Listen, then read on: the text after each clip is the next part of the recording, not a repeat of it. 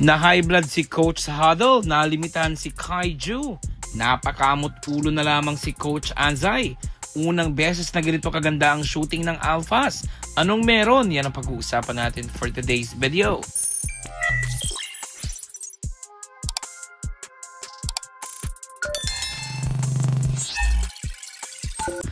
A dominating win para sa home team na Koshigaya Alphas kanina kontra sa Kawasaki Brave Thunders.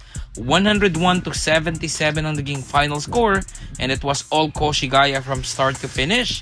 May konting mga run na ginagawa ang Kawasaki pero iba talaga ang shooting ng mga Alphas players.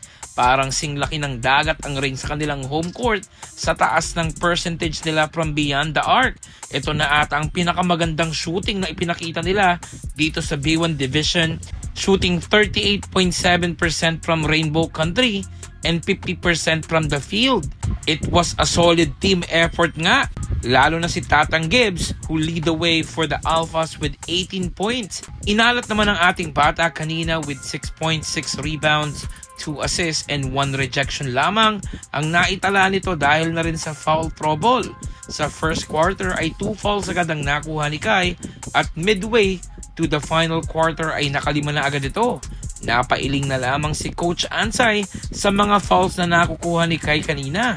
Ang ganda na ng kanyang momentum from previous games, and ito yung mga bagay na talaga niyan dapat iwasan dahil kailangan siya ng team ng Koshigaya from first quarter until the final buzzer ng laro.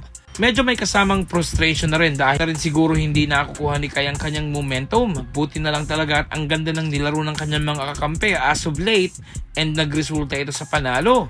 They are now on a 2-game winning streak and balak nilang ipagpatuloy ito sa Game 2 bukas ng kanilang back-to-back sa home floor. Medyo na high blood naman ang bahagya ang coach ng Kawasaki kanina during the huddle dahil talagang binabastos malala sila ng home team na Alphas. Pati ang main import nilang si Rusco Allen, non-existent kanina sa game. Ang ganda ng nilaro nito over the last couple of game at siya ang leading scorer ng kanilang kupunan. Expect na babawi at mas magiging agresibo ito sa game bukas. As for Kai Soto, alam din natin nagagawa agad ito ng adjustment sa game bukas at for sure babawi rin ito.